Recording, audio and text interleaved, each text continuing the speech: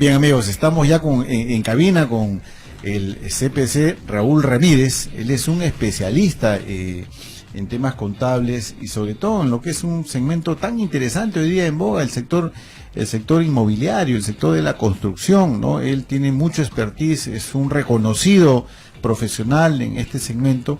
Y justamente lo hemos invitado por lo mismo que dije al inicio, ¿no? Ya estamos cerca a lo que es el cierre del año. Y bueno, todo el mundo se empieza a mirar, ya pasó el año y ahora qué hacemos, hay que cumplir con nuestras obligaciones y eso determina pues que toda una serie de documentaciones, de cosas que hay que presentar, ¿no? Para poder cumplir con nuestras obligaciones que tenemos con el Estado, ¿no? Entonces, en ese contexto, acá nuestro amigo Raúl nos va a comentar qué hacer, ¿no? Como nos va a dar algunos tips. No, más bien qué hacer. Claro. A fin de año. ¿Qué hacer a fin de año, obviamente, ¿no? Así que, Raúl, quisiera que tú nos comentes, ahora que estamos ya cercanos al cierre del año, ¿qué van a hacer las empresas? ¿Qué les toca hacer? ¿Por qué están obligadas ellos a declarar, ¿no? Al Estado, en fin? Correcto. Buenas noches, mi nombre es Raúl Ramírez, contador público colegiado, con más de 35 años de experiencia en este sector tan especializado como es el de construcción e inmobiliario. Antes, mira Germán, quisiera más o menos enfocar o hacer un preámbulo, tomando en cuenta cómo la estructura para llevar con éxito la contabilidad de las empresas constructoras inmobiliarias. Si bien es cierto, estamos a pocas semanas del cierre contable del periodo 2019, pero es importante hacer un pequeña preámbulo para poder entrar en detalle a tu pregunta. En realidad, hay que tener en cuenta que todo contador que labora en una empresa constructora inmobiliaria tiene que tener 4 herramientas fundamentales. Son básicas. O sea, esas herramientas siempre le van a servir no solamente para el cierre contable, sino para el día a día de las operaciones que se generan en una empresa. Mira, primero y principal, la base contable. ¿Cuál es la base contable? Hoy en día es muy importante conocer las normas internacionales de contabilidad. Por ejemplo, la NIF 15, en el sector inmobiliario, en el sector construcción, son fundamentales porque tienen la obligación de aplicarlas todas las empresas.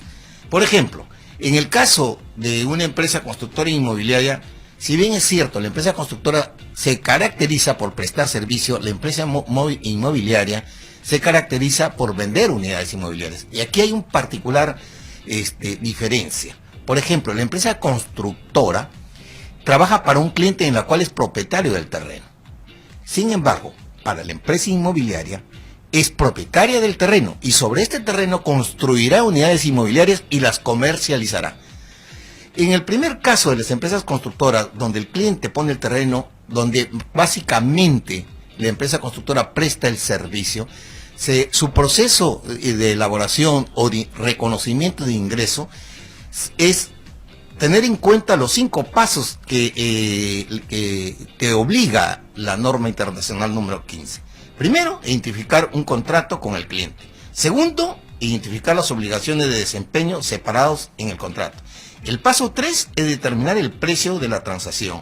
Y en el cuarto paso es asignar el precio de la transacción con las obligaciones de un contrato. Y en el paso 5 es reconocer el ingreso cuando la entidad satisface una obligación de desempeño. Ese es el término de moda que está ahora en esta norma internacional. En el caso de la construcción, que es distinto al inmobiliario, el proceso de reconocimiento de la obligación de desempeño en este servicio se va haciendo en la medida que ejecuta la construcción, la obra, ¿no? Que es muy distinto con la empresa inmobiliaria, que la obligación de desempeño se va a cumplir en el momento en que se culminen ya el íntegro de la obra y se hace el reconocimiento del ingreso y obviamente el costo. O sea, al final digamos, en el tema inmobiliario, es al final que ellos hacen todo este tipo de detalles que tú has señalado. Claro, hay un reconocimiento porque mientras tanto la empresa constructora está ejecutando el proyecto. Claro. Y no puede reconocer ingreso porque está en un proceso de construcción. Mientras no se culmine el íntegro de los costos, ¿no es cierto? O el término o la culminación del proyecto, no se puede reconocer los costos. Sin embargo, es muy típico que una empresa inmobiliaria, y esto tú lo ves cuando tú pasas en un proyecto y siempre ves una caseta. Claro. En esa caseta normalmente ya digamos, las unidades ya se venden con mucha anticipación, Así con es. muchísima anticipación, ¿ok? Lo que hace el cliente normalmente o bien lo compra al contado o recurre a un crédito bancario. Claro. Entonces, inmediatamente el crédito bancario ingresa, le concede al cliente y ese dinero, una vez que ya es aprobado el crédito al cliente, ingresa inmediatamente a la empresa, ¿ok?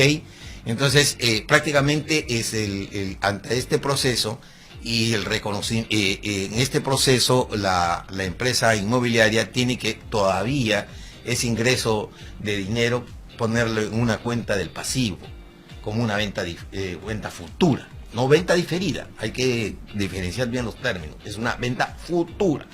Entonces esta venta futura, obviamente el proyecto puede durar 1 o 2 años, ¿no? Y recién en el tercer año, cuando se culminen los costos, y ya una vez culminados los costos y la construcción en forma integral, ya se va a hacer la entrega de la unidad inmobiliaria. Pero es en ese momento donde se tiene que reconocer el ingreso. O sea, la empresa, si pasan 2 años, recién ahí es que reconoce ese ingreso. O sea, no necesariamente en el mes de diciembre, No año necesariamente. como ahora, como la demás Por empresas. eso es que es muy importante que la empresa inmobiliaria, los contadores, se tienen que poner, estar muy informados qué proyectos inmobiliarios se van a terminar en este ejercicio 2019 y qué proyectos todavía están en pendientes. ejecución. Porque eso va, digamos, a establecer en el sentido de que del reconocimiento del ingreso, y por otro lado, las que están en un proceso, todavía sus costos se van a mantener en el activo, ¿ok? Y sus ingresos por la cancelación que han hecho los clientes se van a mantener en un pasivo, como un anticipo de clientes o como una venta futura. Raúl, pero y en el caso que tú señalabas, en el caso de las constructoras, ya no de las inmobiliarias, ellos en ese caso, ellos sí están obligados.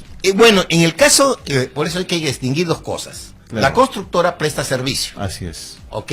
La empresa inmobiliaria no, vende unidades inmobiliarias, o sea, comercializa, por decirlo así. Así es. La otra no, presta un servicio. Y normalmente tú cuando, por ejemplo, el cliente puede ser el Estado, una entidad privada. Ok, Entonces, claro. cuando, digamos, el cliente acepta de la empresa constructora la construcción de, ya sea de una unidad inmobiliaria, de un puente, de una carretera, etc., etc., ¿no es cierto? Gana la licitación, recibe un adelanto en efectivo para hacer el proceso de construcción. Entonces, ¿qué va haciendo? Va avanzando el proyecto. Claro, ¿ok? así es. El cliente presenta un presupuesto al 100% y presenta un programa de avance de obra.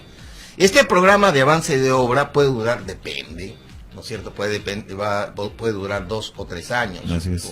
¿no es cierto? Entonces, en el momento que ya se va generando el ingreso o va presentando su valorización, lo que hace la contabilidad es ir reconociendo el ingreso por ese servicio y por el avance que está realizando. De acuerdo al avance de obra. Exactamente. Don Raúl, ¿y qué pasa en el caso que la empresa, digamos, tenga funciones mixtas, sea constructora y además inmobiliaria? Pero, por favor, después de esta pequeña mención, vámonos con esa explicación importantísima. Regresamos con nuestro invitado, Raúl Ramírez, el contador público colegiado, que nos está explicando pues estos temas tan interesantes del cierre contable del fin de año, ¿no? Sobre todo en el sector construcción.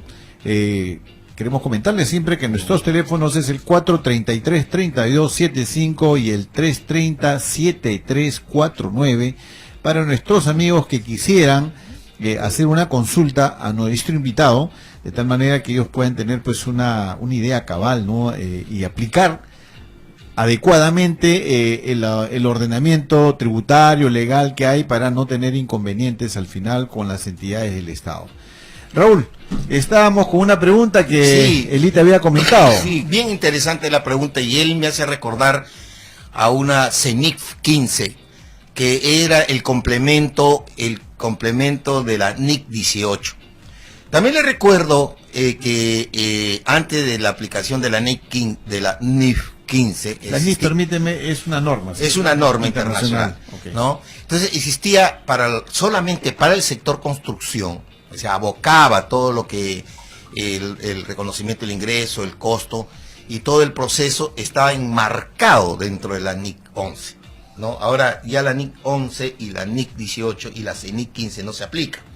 Pero voy específicamente a lo que me hablaba, a la pregunta muy interesante que me decía Eli, y aquí quiero recordar el concepto que tenía la CENIF 15.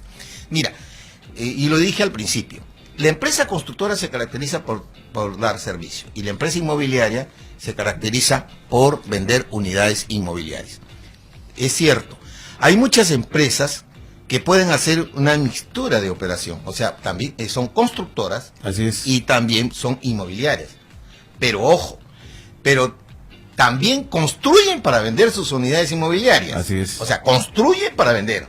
Pero por otro lado, también construyen a terceros. O sea, Así ya es. prestan el servicio. Ajá. Entonces ahí hay dos. Una multiplicidad de servicios, ¿no? Dos tipos digamos, de actividad empresarial, por llamarlo así. Claro. ¿No? Un Una que modelo es de negocio de exactamente, una que es la prestación del servicio, que lo hace a través de la construcción, ¿no es cierto? Viene el Estado, por darte un ejemplo, participa en una licitación del Estado, por decir en una carretera, ¿no es cierto? Y gana la buena pro. Okay. ¿Quién es el cliente ahí? El Estado. El Estado, ¿verdad? ¿Quién es el dueño del terreno y dueño de todo? El Estado. El Estado, ¿verdad? Entonces, quiere decir que la constructora va a prestar un servicio. ¿Ya? Ahí es prestador de servicio. Ahí es prestador de servicio. Okay. Ahora dice, muy bien, encuentra una ocasión de comprar un terreno, por decir, en San Isidro. Y va a construir un edificio, por decir, de 12 pisos. Eso significa encontrar un predio y comprar el predio. terreno. Y que el predio pase a nombre de la empresa. Así es. ¿Ya? Ok. Bien, entonces, aclarado esto, la empresa comienza a construir en el terreno que es propio de ellos. Que ha comprado. Que Okay. ha comprado, ¿verdad? Entonces, y comienza a realizar toda la parte, digamos, de etapa de ejecución, del proyecto, y entre todos los medios que utiliza, ¿no es cierto?, para digamos, los medios de llegar a conocer su proyecto, ¿no es cierto?, y comienza a vender las unidades inmobiliarias. Entonces, si tú te das cuenta, antes comentaba, vas a una casetita y en la caseta aparecen los vendedores y Exacto. comienzan a presentarte el proyecto, y aparece inclusive cuando tú entras a la oficina aparece ahí el edificio, el plano del edificio, con las ubicaciones de las unidades inmobiliarias. Entonces el cliente busca, de acuerdo a su capacidad económica, la compra de la unidad, ¿no es cierto?, del departamento, por llamarlo así. Entonces, y paga íntegramente a través de un crédito bancario. Por darte un ejemplo, porque también lo puede comprar al contado. Entonces, una vez que ya paga y cancela, esa unidad se compromete, la empresa constructora hace un contrato, obviamente, un contrato de bien futuro. Entonces le dice, oye, miren, le voy a entregar a usted la unidad inmobiliaria, por decir, en noviembre del 2020. Pero ya la canceló, del íntegro de la unidad. Entonces lo que tiene que hacer el contador es registrarlo eso como una venta futura, es un pasivo. Porque recién va a iniciarse la ejecución del proyecto. Entonces, cuando ya llega noviembre, es probable que ya esté cubierto el 100% del proyecto. Entonces, ¿qué hace la empresa? Le dice al cliente, yo tengo un compromiso contigo de entregarte el 15 de noviembre. Y el 15 de noviembre hace un acta de entrega, va al cliente y se le entrega el departamento. Entonces, hay un documento que se llama ese acta de entrega, que siempre es controlado por el área administrativa. Entonces, ese documento se le hace llegar al departamento de contabilidad. ¿Ok? Y con ese documento hace el reconocimiento del ingreso. ¿Qué hace el contador? Obviamente ve por cada cliente el dinero pagado o cancelado por el cliente, y con ese monto reconoce el ingreso. ¿Ok? Ese es más o menos para distinguir entre las dos actividades, pero muy bien la pregunta. Los protocolos a seguir. Claro, pero muy bien la pregunta, en el sentido de que una empresa constructora también puede ser puede comercializar unidades inmobiliarias, o sea, se puede convertir en una inmobiliaria. En una inmobiliaria, un comercializador de unidades inmobiliarias. ¿Y de eso hay muchos? Y sí, Sí, hay muchos, pero que en realidad hoy en día hay muchas empresas que optan Por crear una modelo. empresa por cada proyecto. Y hay otras, y es mucho mejor porque así se puede controlar mejor las cosas, la contabilidad se hace más accesible, más digerible, etcétera, etcétera. A veces empresa compra un lote ubicado en la manzana tal, ¿ok? Yo cancelo al banco, hago un trato con el banco y me pongo a construir. Ya soy una empresa y luego pongo mi caseta y pongo a comercializar las unidades inmobiliarias. Soy una empresa que yo soy propietario del lote y además estoy vendiendo ya las unidades. Entonces ahí se produce esa alianza, digamos, de actividades de la empresa. Así es, ¿no? Es decir, obviamente nace a través de un contrato de venta futura, obviamente. Hay un compromiso ahí que le garantiza al cliente que la empresa constructora tiene que cumplir con lo que aparece en el contrato, y ahí en el contrato se especifican el precio, las condiciones, y una de las condiciones también es la entrega de ese bien en una fecha determinada. Pero acá hay un detalle, el cliente quizás poco le puede interesar cuál es el modelo de negocio que está utilizando, en este caso el vendedor o el dueño del lote. Sí. Porque el cliente lo que quiere es tener su unidad inmobiliaria y firma el contrato con quien le entrega el papel y el formulario para firmar, independientemente si sabe o no si esta empresa es una constructora o una inmobiliaria. Correcto. En realidad, pues el cliente, lo acaba de decir, lo que sea el interés de él es básicamente encontrar la ubicación, ¿no? Dónde está la unidad inmobiliaria. Por ejemplo, te doy la mayoría de los proyectos que ahora se centran de las grandes empresas inmobiliarias está concentrado en lugares como San Isidro, Miraflores,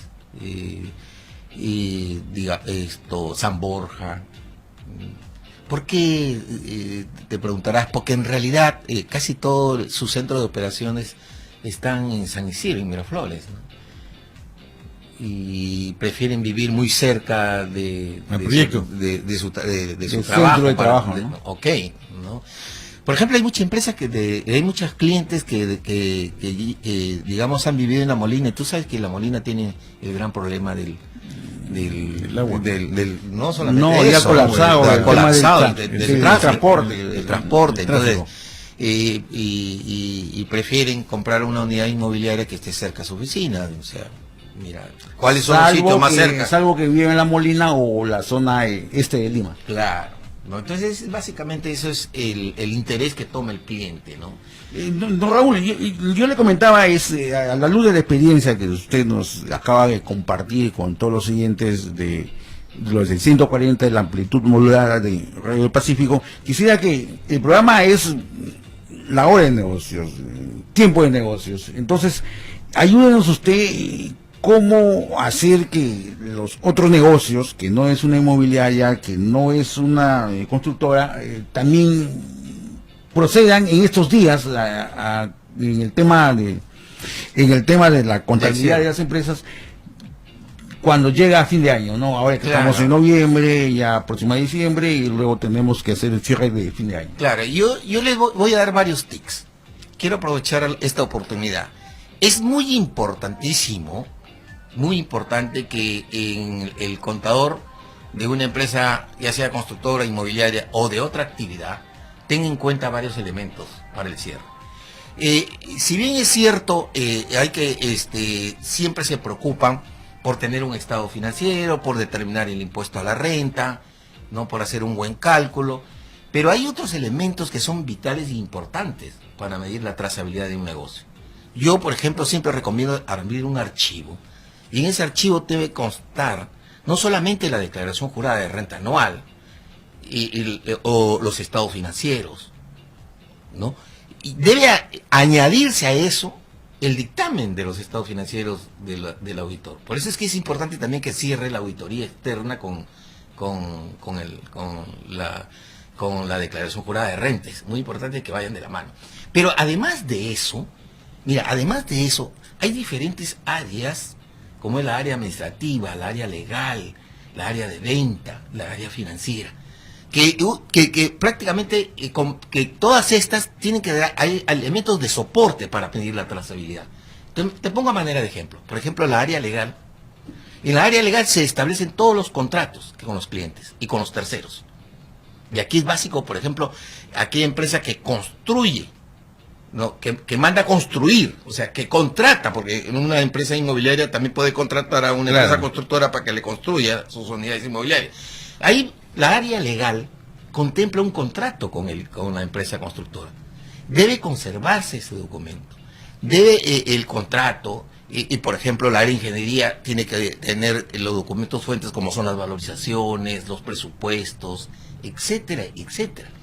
Por ejemplo, los ingenieros suelen siempre, de la empresa inmobiliaria, que siempre se pone una área para que controle el proyecto, y con el tercero le controla la ejecución del proyecto.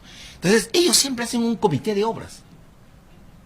Esto se debe conservar, esta información. ¿Para qué? Para que cuando llegue el auditor tributario, ¿no? Y se le quiere aclarar los costos del proyecto, entonces simplemente se saca toda esa información y se dice, oye, mira, yo contraté a un tercero, él me dio un contrato de obra, un presupuesto de obra. El área legal hizo un contrato de obra. La empresa constructora formuló valorizaciones que obviamente iban siendo aprobadas para su pago. ¿Viste? Hay una serie de elementos que tiene que conservar para, digamos, para que cuando llegue el auditor tributario de SUNAT se le muestre la trazabilidad y el costo real ejecutado. ¿Viste?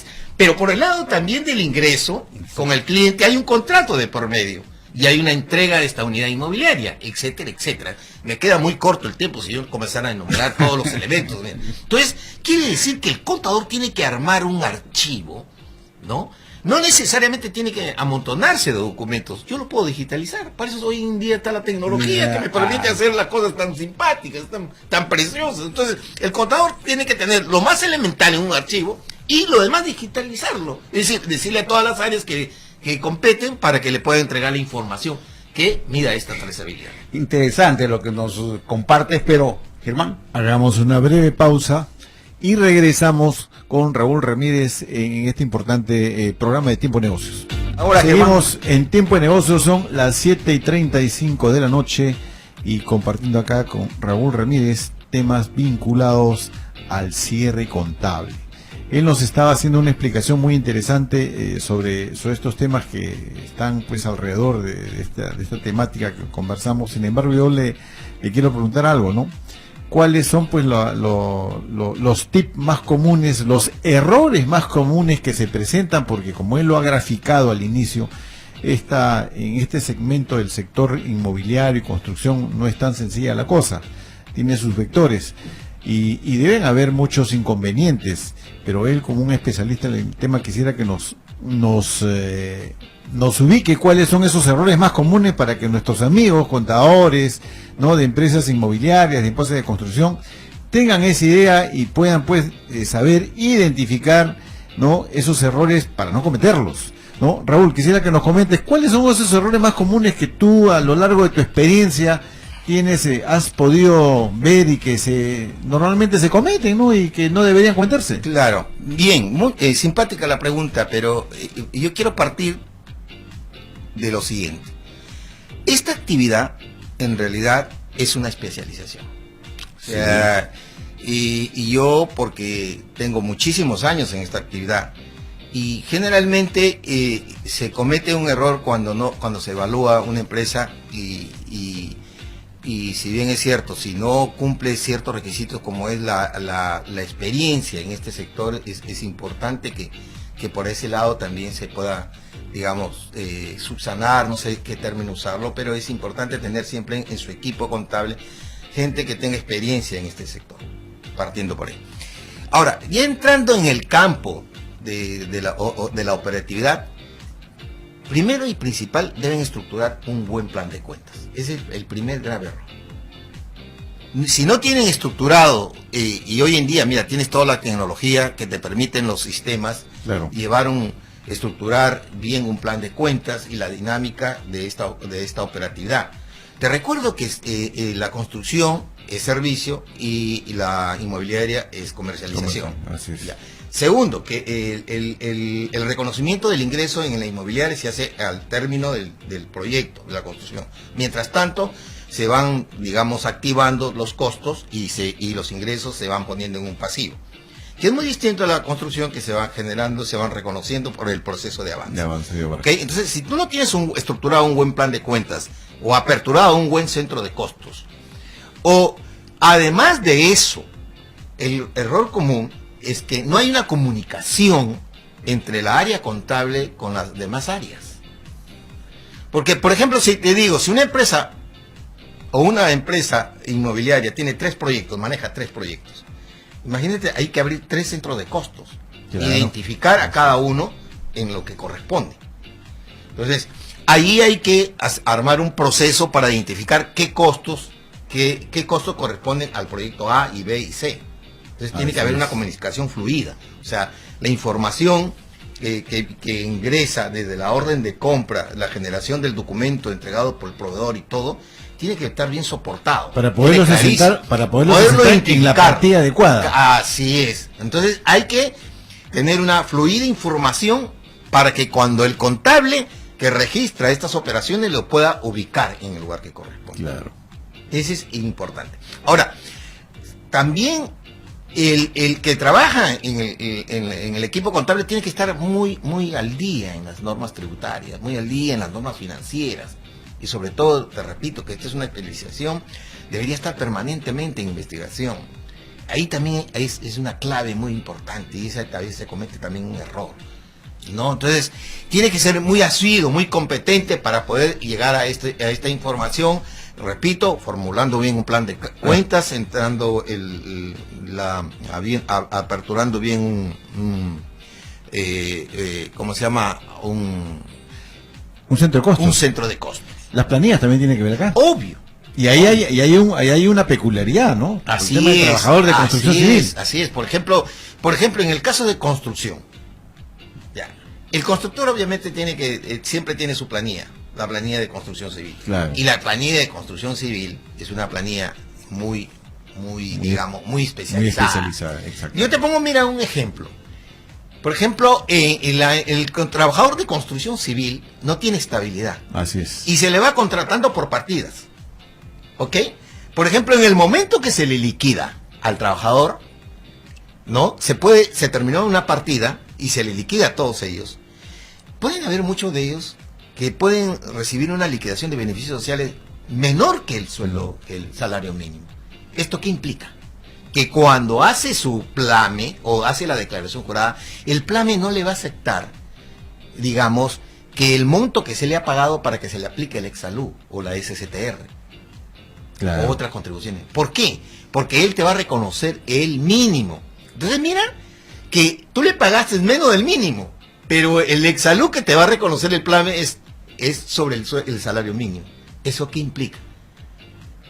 Que va a haber un diferencial que lo tiene que reconocer la contabilidad. Claro, porque... Ok.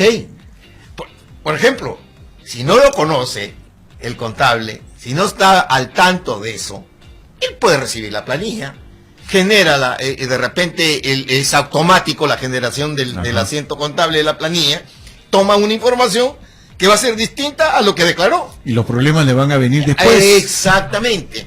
Otro de los detalles, por ejemplo, es en el caso de cuando tienes obras muy importantes, muy grandes. Claro. Ok, por ejemplo, los ingenieros, por ejemplo, te pongo un ejemplo, el ingeniero mecánico que se encarga del control de equipos, ellos suelen contratar a terceros, a veces alquila equipos a terceros, y obviamente le presentan siempre al final del mes una valorización al tercero, que es lo que corresponde al servicio que ha prestado, va donde el ingeniero, él le revisa en detalle todo esto, la valorización y todo lo que ha trabajado. Por eso hay órdenes de servicio, controles que pone el ingeniero, para efectos que si el servicio que estaba prestando el tercero se está cumpliendo con fehaciencia. ¿Ok? Entonces, ¿qué resulta? Que le puede llegar al fin de mes, ya prestó el servicio. O sea, ya prácticamente la empresa tiene una obligación con ellos. Pero no le presenta una factura, le presenta una valorización y que está en manos del ingeniero. El ingeniero, de repente, como no sabe de contabilidad, Claro. Esa información debería filtrarla, canalizarla para que el contador tome las precauciones y hace el devengo, porque es un costo realizado y es una deuda que ha asumido. Las previsiones necesarias. Así es. Entonces, todos esos detalles hay que contemplarlo. Por eso ahora que llega el fin de año, hay que ponerse muy al tanto. Voy a usar un término muy sencillo, las pilas, la parte de contabilidad. Las pilas, para tomar en cuenta todas estas cositas. Porque como tú bien has dicho, esto es un sector bastante especializado. En realidad, efectivamente, pues no, como tú has señalado, lo has graficado muy bien, el sector construcción es un sector muy especializado en todo el contexto, ¿no? Y un ejemplo palpable solamente es el tema de planillas, ¿no? Ahí Claro. es una diferenciación muy especial, porque si no se está al tanto, va a generar problemas posteriores que después le van a venir como un boomerang, Exacto. ¿no? No. Y eso es un costo. Claro que es un costo adicional. Mira las implicancias que está teniendo. Primero que si tú tienes un sistematizado la generación automática de los asientos contables, y cuando haces la declaración, que es al mes siguiente, en el 15avo, de repente es el 15 o el 16, dependiendo de cuándo se le cumplió a la empresa con entregar este plame, Claro. ¿no? Que está con el último dígito del RU. Entonces, cuando presenta y toma en cuenta estas liquidaciones que te acabo de decir, que puede ser un universo de repente 50, 100 trabajadores, no lo sé, depende de la cantidad de trabajadores que ya han terminado la partida, entonces va a haber un diferencial. Pero ese diferencial debería lo tiene que contemplar en su balance de cierre del mes anterior. Así es. No obstante que se suscitaba un hecho posterior por la presentación del plan. Entonces hay que tomar ahí precauciones, hay que enlazar, o sea, hay que cerrar ese círculo. Es decir, yo sugeriría que se haga como una especie de una declaración, digamos, hacer un ejercicio para poder contemplar estas cosas y que la contabilidad, porque normalmente se cierra al fin de mes y se entrega el estado financiero. Ponte que la empresa, la gerencia obliga a presentar el 8 o el 9 o el 10. Entonces, si el plan me vence el 15 o todos los 15 de cada mes, entonces hay que contemplar todos estos hechos. Entonces hay que hacer un ejercicio para poder, digamos, prever y poderlo insertar en la contabilidad. Claro, porque de acuerdo al avance de obra, pues se va viendo el tema en el lado de la construcción, porque en el caso inmobiliario va por otro lado. Exacto, va por otro lado. Va por otro lado. Mira, y hay otras cosas que han ido saliendo con los avances de las normas internacionales y con el avance de la tecnología que también permite hacer eso. Pero si tú no conoces el negocio, si no eres un contador experimentado en esto, vas a tener muchos tropiezos. Sí, Entonces, por eso es que es importante, yo siempre he dicho que el contador de la construcción no tiene que estar en el escritorio. Tiene que ser un tipo que está moviéndose, yéndose a obra, conociendo todas las diferentes áreas y no viendo, en realidad conociendo su negocio. Claro, porque si va a estar sentado esperando que todo le venga Información. No, pues no necesariamente, porque como bien dicen, no, los ingenieros de obra están en lo suyo, están en la operatividad. Exacto. ¿No? Y si están en la operatividad, ellos están más preocupados en que se avance con la obra de acuerdo a los planes que se han establecido. Exacto. ¿No? Entonces, si el contador va a estar sentado esperando que el ingeniero o el arquitecto venga, no lo va a hacer. Correcto. Y mira, hay otras cosas. Mira cómo avanza la tecnología. ¿Qué contemplan a NIC 15? Reconocer el ingreso de acuerdo al avance. Y más aún, dice que el costo incurrido es el que sirve como, digamos, como una unidad de medición para el avance y el reconocimiento y poder reconocer el ingreso también que vaya paralelo. ¿Ok? Entonces, imagínate, si el costo incurrido no está bien establecido, te contaba el tema de la planilla. Claro, claro. Te contaba el tema del ingeniero. ¿Ok? Pero el ingeniero hace todos los meses su valorización. Pero no lo comunican. Correcto. Entonces, te imaginas, el ingeniero, el contador, aquí yo diría así, siéntate con el ingeniero, ¿no? Alineas las cifras, Claro. contempla todas las exquisiteces que tienen en cada una de estas, en estos procesos. Porque el ingeniero también tiene sus herramientas de trabajo, ve el avance, contempla todo esto, Así es. ¿no es cierto? Entonces, si yo voy con el ingeniero y me siento, hoy vamos a fin de mes, siempre hay que programar una fecha, oye, me voy a obra a tal fecha o tú te vienes para la oficina y vamos alineando las cosas. Mi contabilidad como lo he contemplado. Entonces tú tienes que ir revisando todos los elementos del costo. Del insumo, de la mano de obra. Por ejemplo, en el caso del insumo, es muy importante que la empresa tenga un control por el almacén, el ingreso y la salida de los materiales que va consumiendo. Qué mejor que eso para que pueda la información. Pero aquí también hay un detalle, que puede de repente el insumo salir del almacén, pero de repente se ha ido y se convierte como un material en cancha, o sea, que no corresponde a ser, digamos que no está en el costo, todavía no ha sido reconocido en la Raúl, valoración. dime una cosa, ¿cuáles son las implicancias de una mala presentación de Puede tener muchas Tema implicancias. importante, pero después de esta pequeña Ok. mención. Nos va a quedar poco tiempo. Vamos después de esta pequeña mención. Bien, amigos, seguimos con Raúl. Estábamos en la parte de las implicancias. Quisiera que Raúl nos complemente, porque yo le preguntaba, ¿no? ¿Qué implicancias tiene cuando uno no presenta adecuadamente por la falta de experiencia, por la inexperiencia del profesional contador, ¿no? Y que presenta pues una información no adecuada a las normas que él señalaba. ¿Qué ocurre, Raúl? Sí, puede tener, por ejemplo, en la parte tributaria con el impuesto a la renta. ¿No es cierto? Puede de repente reconocer una utilidad que no corresponda y pagar de más impuesto a la renta. O al revés. ¿Te das cuenta? Por otro lado, hay que tener en la parte de la distribución de los dividendos. Puede estar repartiendo un dividendo que no corresponde. Que no corresponde. Entonces, bueno, mira las implicancias que tiene el no conocer bien este negocio. O sea, Señor Ramírez, ahí deténgase un poquito. Y quizás habría que preguntarle en qué circunstancias se declara mal y en qué circunstancias se declara tanto a favor de la empresa o en perjuicio de la empresa. Mira, yo doy la siguiente recomendación. Es importante que la empresa siempre, constructora o la inmobiliaria, tenga un soporte con la auditoría externa, ¿no? Con unas empresas, una auditoría externa que le permita terminar, ¿no es cierto? Porque el auditor ¿qué hace? Es prácticamente establecer un dictamen sobre la base de normas internacionales. Pero estas empresas también prestan un servicio tributario. ¿Okay? Entonces, si vas a terminar paralelamente la declaración jurada con la auditoría y teniendo un servicio por ambos lados, tributarios y financieros, ¿no es cierto? Se le solicita este tipo de servicio. Entonces, yo creo que basta minimizar los errores. De hecho. Entonces, ¿por qué? Porque obviamente el contador que es el que ha generado el ingreso de cada documento y la auditoría que le he ido revisando en detalle todo esto, y obviamente la auditoría tiene que venir con mucha previsión, ¿no? Anticiparse desde julio, junio para ir viendo los avances con el cierre. Y si los dos van de la manito, ¿no? Entonces, yo creo que tendría un éxito el cierre contable, ¿no? Raúl, y las implicancias se minimizan. Cuando se hablaba de estas implicancias, ¿no? En el caso de una mala, digamos, un mal cálculo en las utilidades, etcétera. Sin embargo, también hay sanciones, ¿no?